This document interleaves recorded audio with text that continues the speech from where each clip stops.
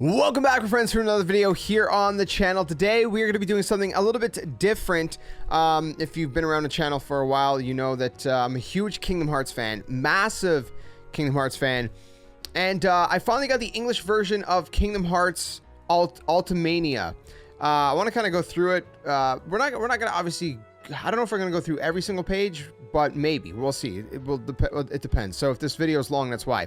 But I'm such a huge Kingdom Hearts fan. A lot of you guys found my channel through Kingdom Hearts content, and I wanted to make this video. So again, we're going to go through this. If this is not your thing, it's okay. We do variety gaming content here on the channel. But one thing I'm always going to cover, a lot is Kingdom Hearts. Anything there's something to talk about with Kingdom Hearts. Now, you may have already seen this, but if you haven't, we're going to go through it in this video, and that's why there's kind of my phone is here in front of my face, because I'm taking a shot of down below. Anyways, it's weird. Anyways, let's just jump into it. So we got the Kingdom Hearts Ultimania. You guys can see it on my second camera here using the phone, man. It's so cool. I love that I could do this. Anyways, Kingdom Hearts Ultimania, the story before Kingdom Hearts 3. So this is pretty much everything before. I'll show you guys the back too. So we have Sora on the front, and then we have Kairi and Riku on the back there. This is like, it's listed from Dark Horse for 45 bucks US, 60 bucks Canadian. I don't remember how much I paid for it, honestly, because I got it back in like, I ordered it months ago.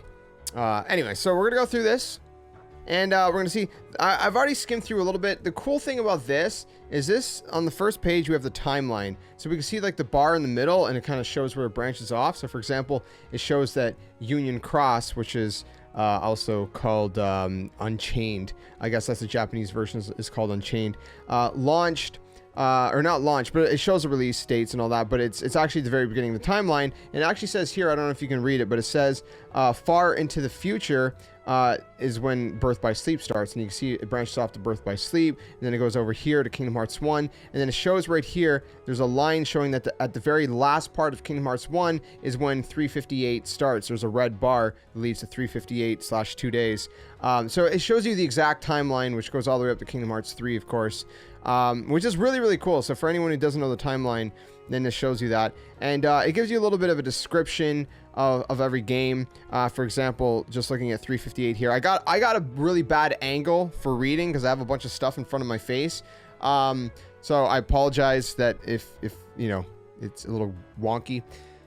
But anyways, 358, for example, says, after Xemnas finds him, Roxas joins Organization 13 and spends his days simply carrying out his duties. However, as he spends time with Axel and Xion, he begins to question his own existence. Then it shows related titles. There's the HD remake version. Shows release date in Japan, March 14th, 2013. North America, September 10th, 2013. Shows the platforms, PS3. And it shows all this, and it also says included as a cinematic in Kingdom Hearts HD 1.5 Remix. So it's kind of cool how there's a lot of information in this book. So this book's like, I think, 300 pages, and there's just a ton of information. So anyway, so that's kind of the timeline. We're gonna move on from that. Then you got the table of contents, whatever. There's four chapters. The last one's an art gallery, which I'm really excited for, and whatnot. There's a little bit of glare from the light. Hopefully that's not too weird. Hopefully you can still see it good enough. Tried to make this work as best as possible, but we're limited here. So this shows you different words. This is an encyclopedia. So for example, it talks about the true Kingdom Hearts. It talks about the 7 princesses of Heart. It talks about Kingdom Hearts. What is Kingdom Hearts, right? It talks about all these different things.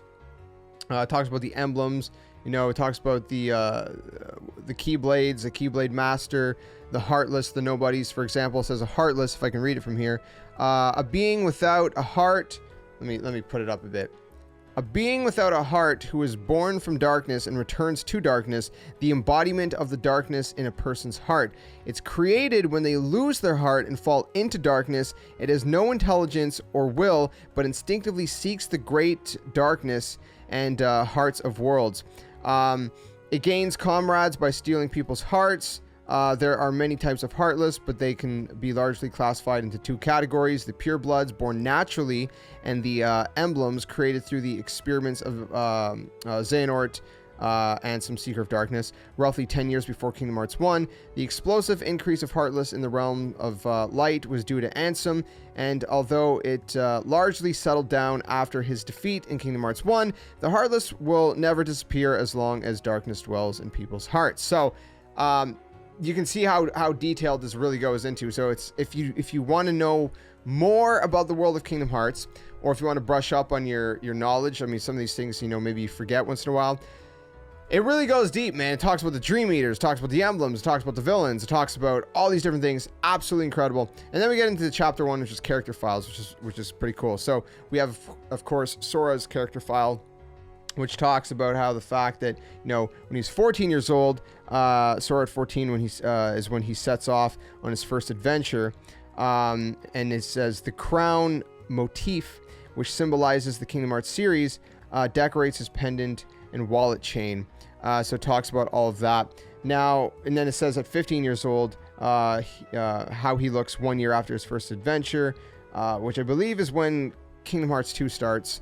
And then it just talks a little bit about Sora. You got a little bit of a description, you know, you have a bio. I don't know if you can see it because of the glare, but there's a bio like right here. A cheerful, spirited boy who grew up in Destiny Islands. He has no special abilities, nor did he undergo bequeathing. However, he was chosen to wield the Keyblade, proof of the power of one's heart, because the strength of his pure heart, and you know, et cetera, et cetera. I'm not going to read the whole thing, because if we read all these things, we're going to be here for a long time. We're already stretching this video quite long as is, and we've barely scratched the surface, so I don't know how long it's going to be. And we can see some sketches, some kind of like sketch art of Sora.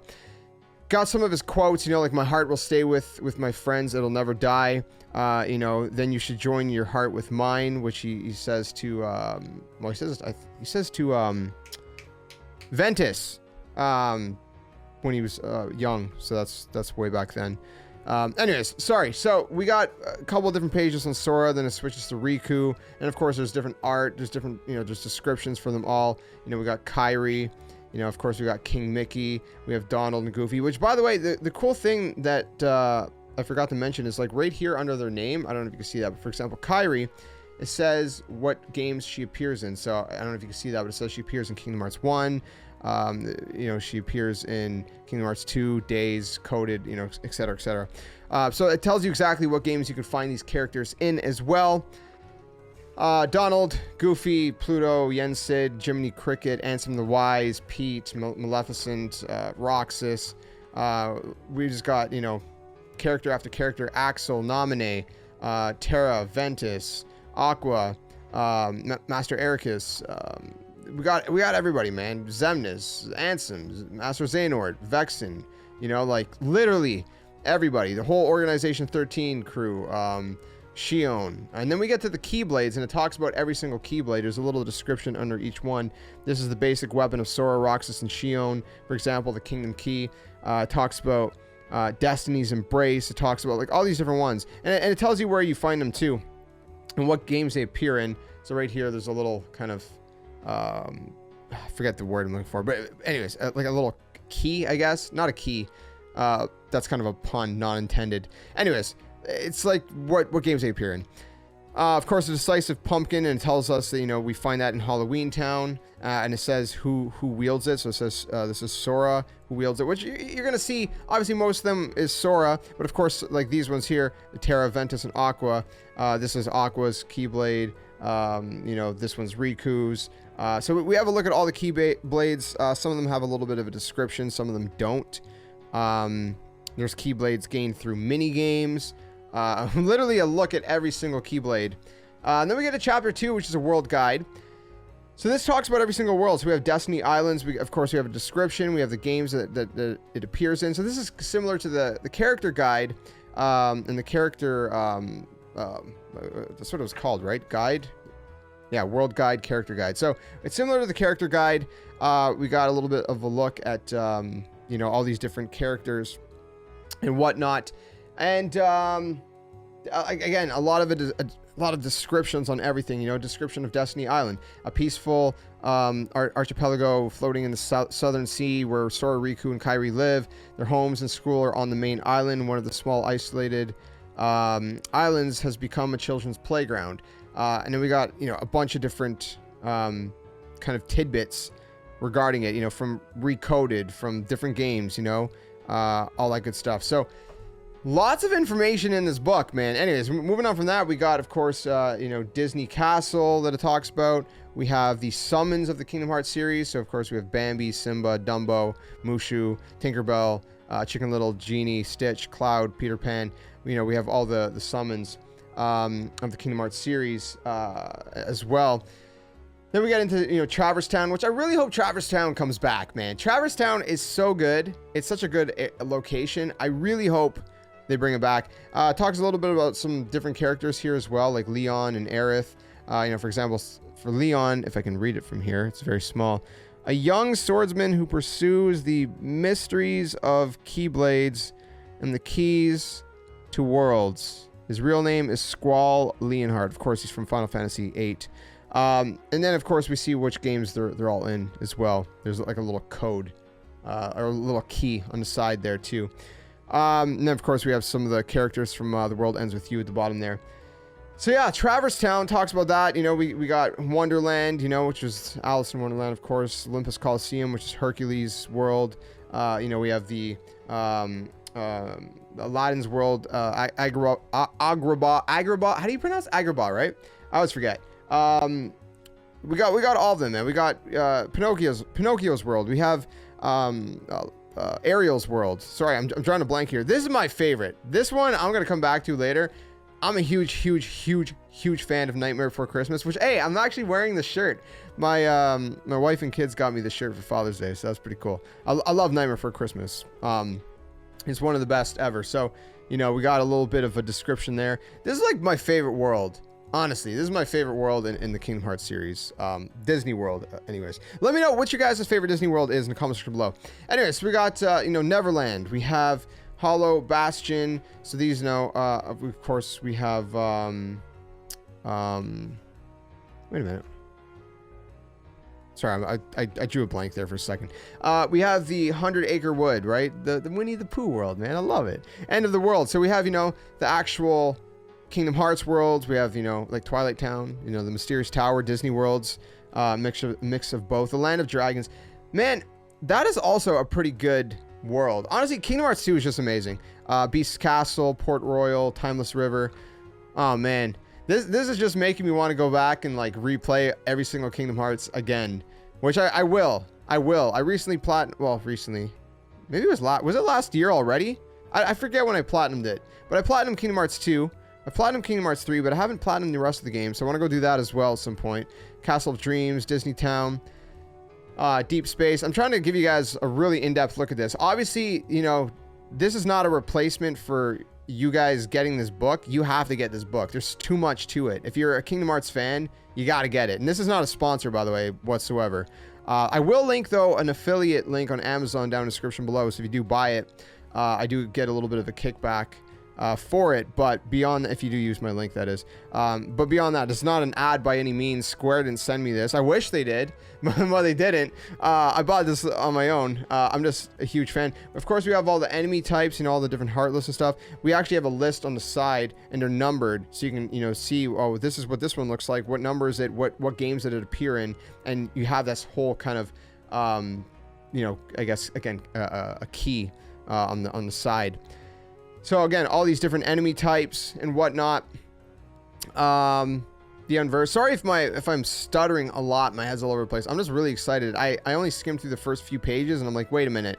I'm gonna wait, and I'm gonna make a video and show it off in a video, and I'm gonna save the rest of it, so my reaction to it at the same time is genuine. We got the final bosses. You know, again, explains a little bit of all these bosses. For example, let's take the Lingering Will, right? A secret boss that is Terra's will, dwelling in a suit of armor that appears in the Badlands, which is the Keyblade graveyard.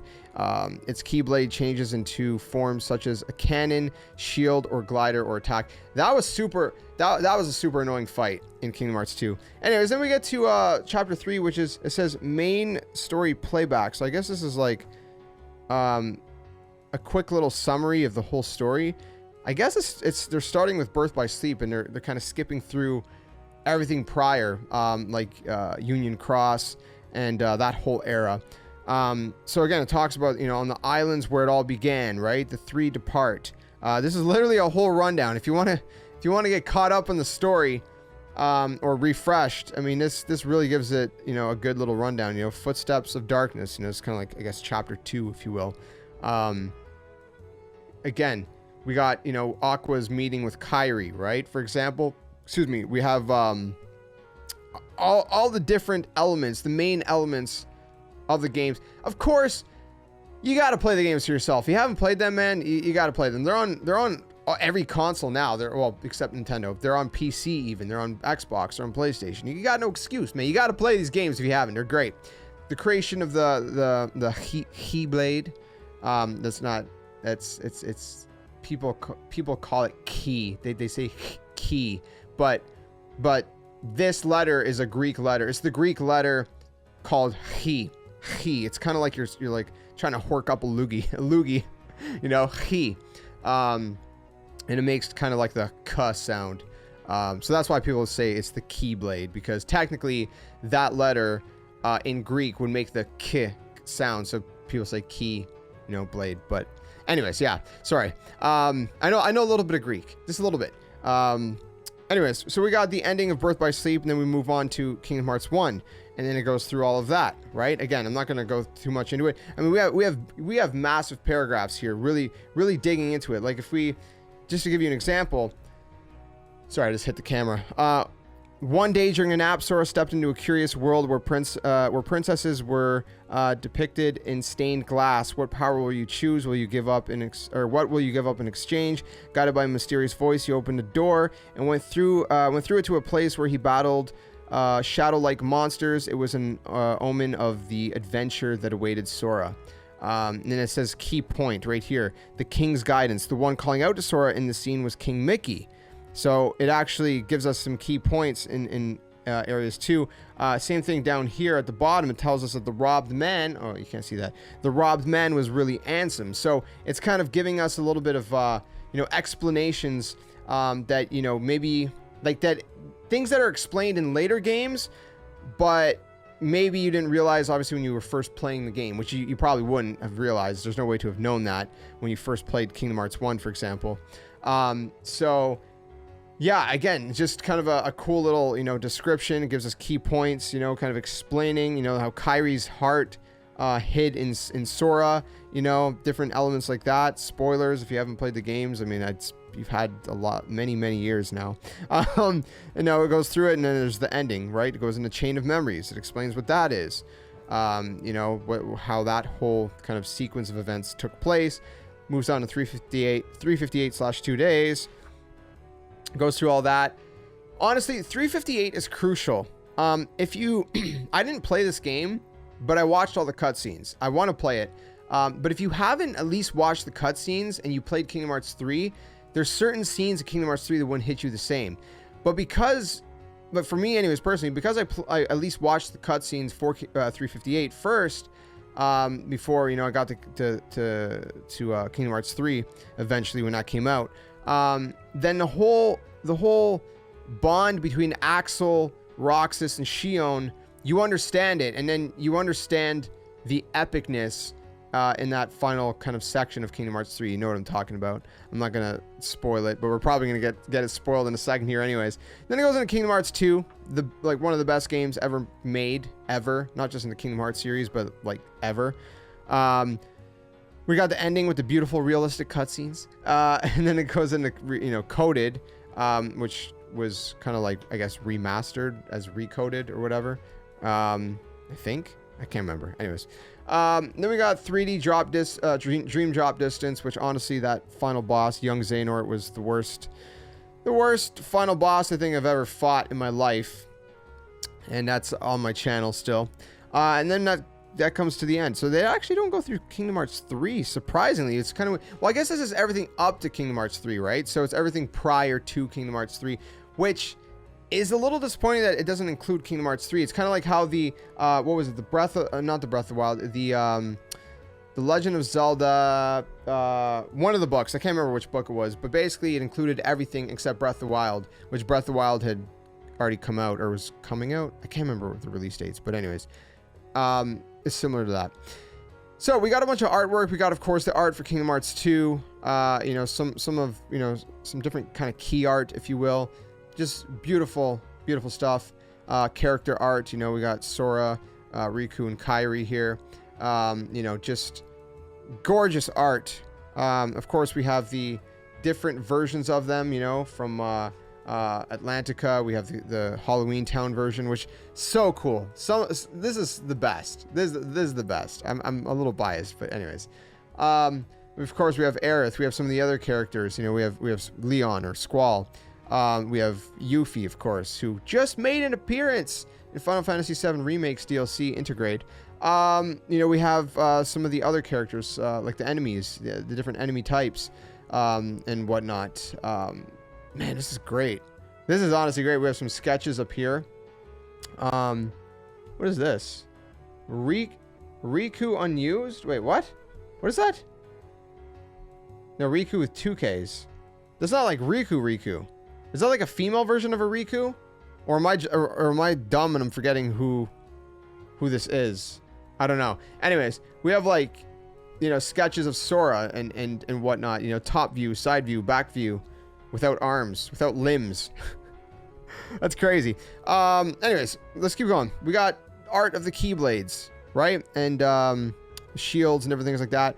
Bunch of different sketches here, kind of storyboards and whatnot. Looks absolutely fantastic, man. This is great. This is great. So many different sketches from different worlds. You know, we got Bambi and Dumbo and Genie and Mushu over here, and great stuff. Man, this is a lot longer than I anticipated it to be. Well, hopefully you guys are enjoying this super deep dive look at this. We got you know, different official art and key art. You know, some of the organization here on the left side. Man, just some great art, man. Again, beautiful art. Kingdom Hearts 2 art. We got how many pages of art is there? I love this shot. This is a great piece of art right here. I love this so much. It's so freaking good, man. I want a poster of it, but I don't know. I haven't found one yet. I'm sure a lot of people already have that poster, but I don't. You know, we got Jack. We got Christmas Jack up here, man. We got all these different, you know, arts. I love it, dude. It's so sick. All the Keyblades. Again, some more official kind of, you know, key art or whatever. I love these kind of realistic shots like this, man. It's just so sick. So sick. I can't wait for the next Kingdom Hearts, dude. It's gonna be so epic. Man, look at this. This is just beautiful. This is just absolutely beautiful. I love it. 358, a bunch of different art from that game. Getting into Birth by Sleep.